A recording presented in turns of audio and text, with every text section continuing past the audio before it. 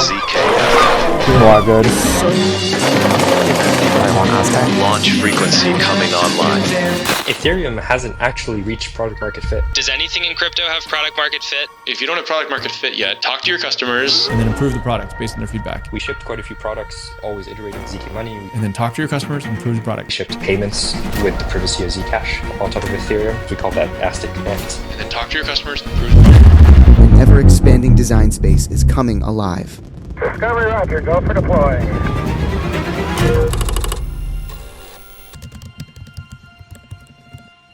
Programmable privacy, expanding opportunities, unfolding dimensions.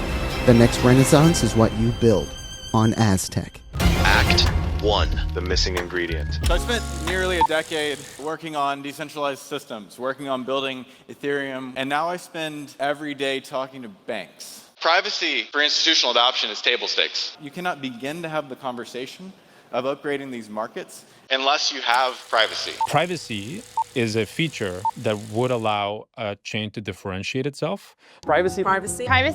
Everyone knows that crypto has a privacy problem. It's all limited by privacy. We came into this looking at privacy thinking, well, this is the missing ingredient to make Ethereum like really big, really big. World-spanning financial infrastructure. When we started Aztec, we were trying to put corporate debt onto Ethereum. And so we were trying to build a product, and it turned out that product needed strong privacy guarantees. And so we kept running into this wall, talking to customers, talking to institutions around the need for privacy. But if you're trying to retrofit privacy at the app layer on top of a public chain, you're going to run into this problem of composability. Because let's say I want to build a private app on Ethereum.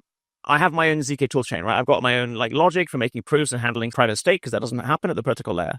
And now if I want to build another app that interfaces with that app, well, now I have my own toolchain that I need to build, as well as the other toolchain from this other app I need to incorporate.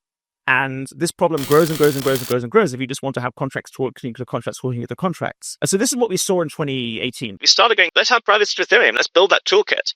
And then we realized, wait, the semantics of privacy are so different that to create usable abstraction layers, you really need to actually build things from the ground up, which is what we've done with Aztec. You need to be able to have a platform where you can write a private smart contract with private storage, where you can just pull another smart contract, which has its own private state, which can pull another smart contract, and random people are writing these contracts. You don't have to trust them. And it just works out of the box. If you don't have that, then you get into a complexity explosion at the application layer, and it's not interoperable and it's not composable. But with Aztec, it is. How does Aztec compare to Ethereum's other privacy solutions? What you could do on Aztec is always going to be substantially more advanced than what you could do on Ethereum with regards to privacy. So what they're currently doing with Kohaku, adding in privacy tool chains on top of Ethereum that they want to get integrated into wallets, it's valuable. But the spectrum of what you can achieve there is very limited because you're limited to the privacy primitives that they are creating. It's not fully programmable. It's not private composability. But with Aztec, it is.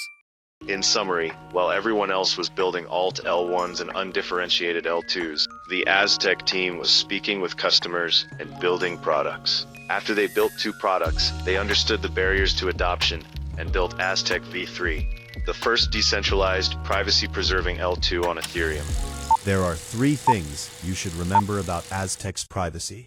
First, with Noir, builders can decide which parts of their applications require total privacy and which parts need to be transparent, and then easily code these different levels of privacy into specific layers of their application. This is full programmable privacy. Second, with client-side proofs, your data cannot be leaked because it never leaves your machine. Lastly, with end-to-end privacy at the protocol level, builders don't have to spend all their time integrating fragmented privacy toolchains. Instead, builders can concentrate on building cross-chain private applications.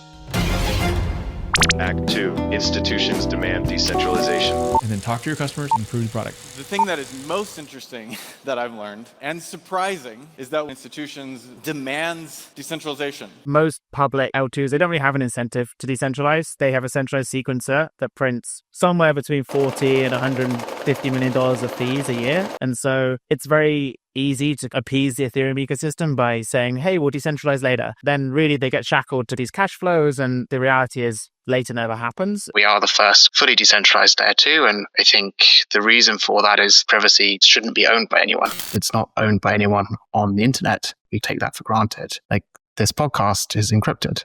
The way we send this information over the internet it's not going over a public connection. It's encrypted. And so we want to make sure that when this amazing privacy comes to Ethereum, it's not controlled by one entity or one team. And so we took decentralization very seriously as a result. Signal detected. You are tuned into ZKFM. Starting Monday, 3 weeks, 3 pirate frequencies, 60 plus transmissions from the Aztec Renaissance. Not affiliated with Aztec.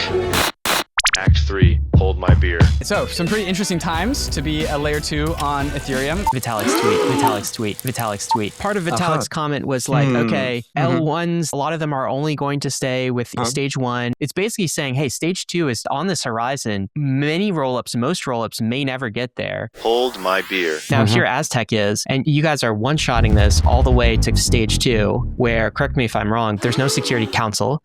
You can't shut this thing down. You can't censor. You can't steal funds. It's a decentralized network in the way Ethereum was at launch. And you guys are starting all the way there at the finish line and basically leapfrogging everybody. Correct. Aztec is a stage 2 rollup. So we have decentralized sequencing. Anyone can be a validator. It's fully permissionless to sign up and be a validator. There's currently about 600 validators on the mainnet. Update. There are now over 3,000 validators. And we should see many more come in over And over a the coming validator weeks. is a sequencer? Those are one and the same in Aztec? Yeah, so you have 2 roles as someone who's staking. You're sequencing when it's your turn to produce a block, and you're validating when you're helping other people make blocks. And the reason we have the distinction is because we, as a layer 2 on Ethereum, we need to basically submit validity proofs to Ethereum every 20, 30 minutes. And that would be a terrible UX if we had to wait for that to settle. And so the sequencers and validators can run ahead of Ethereum to give good UX to users. And so we have these 2 roles. When you stake Aztec tokens, you fulfill. And so that's on the validating side. So we tick that box. The second thing in being fully decentralized, in my definition, is decentralized proving. So a lot of chains have maybe started to think about decentralizing their validator set, moving away from like a single team validator or sequencer. But they still have a centralized proving system. So we also had to decentralize that. It's fully permissionless to be a prover in the Aztec system. And then the final metric is around governance and ownership. And I think this is the one that's usually forgotten. If you have the first 2 done, but the core team controls the protocol, they can decide what upgrades happen. They decide what happens on the network, and the community doesn't own the network, then you haven't really decentralized. TLDR. Aztec are not promising decentralization like everybody else. They have delivered it.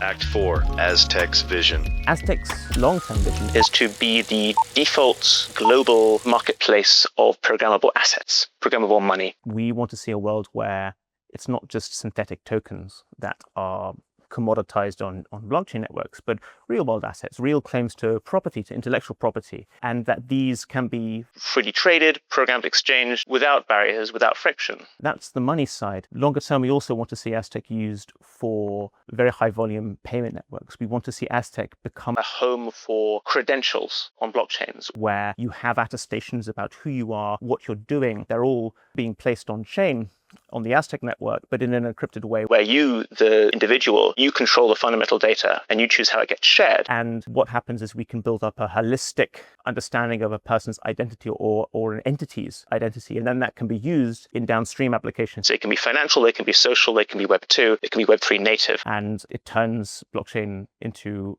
what its creators always wanted it to be, which is a powerful, novel communication network. Act 5. Aztec's product strategy. If you look at the Ethereum ecosystem and the layer 2 ecosystem, there's a lot of DeFi already. It's just public. And so people use it to speculate, but they don't really use it for real world assets. And so what Aztec can do is let you access that DeFi privately.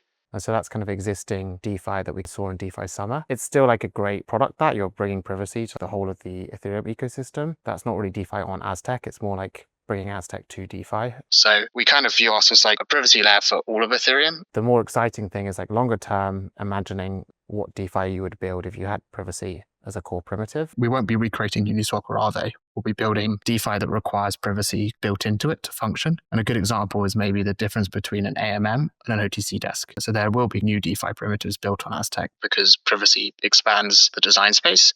But in the short term, we'll see a lot of this private intent flow to bring privacy to all of Ethereum.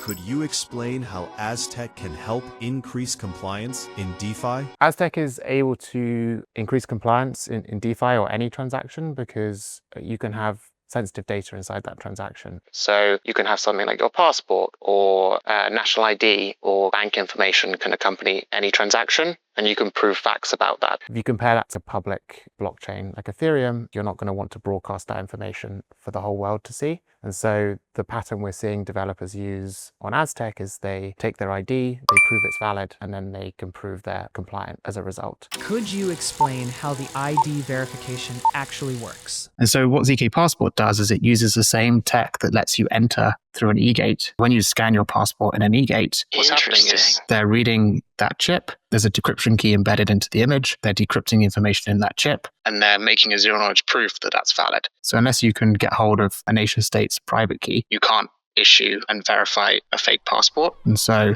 this is how we let people into countries. This is how e-gates work. What we're doing in ZK Passport is we're taking that same signature that's embedded inside your passport and we're verifying it in zero knowledge and getting Ethereum to say, hey, is this valid? Ethereum is now an e-gate for transactions with the same security as you have to enter the US or the UK or any country. Wait, explain the Face ID part. This person's phone asks you to take pictures of your face, and your phone's secure enclave, like the little secure chip in this, will say, this photograph that I've taken, it matches the photo in the passport. And so that's also wrapped into the proof. So you don't just know that somebody possesses a passport from a certain region. You know that the person holding the passport is the person running the app.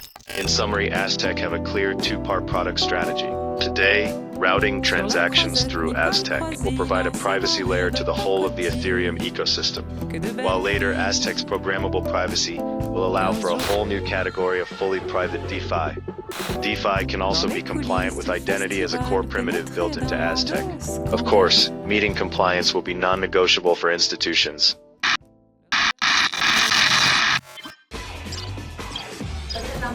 You are good. You are good. You are good. You are good. You are good.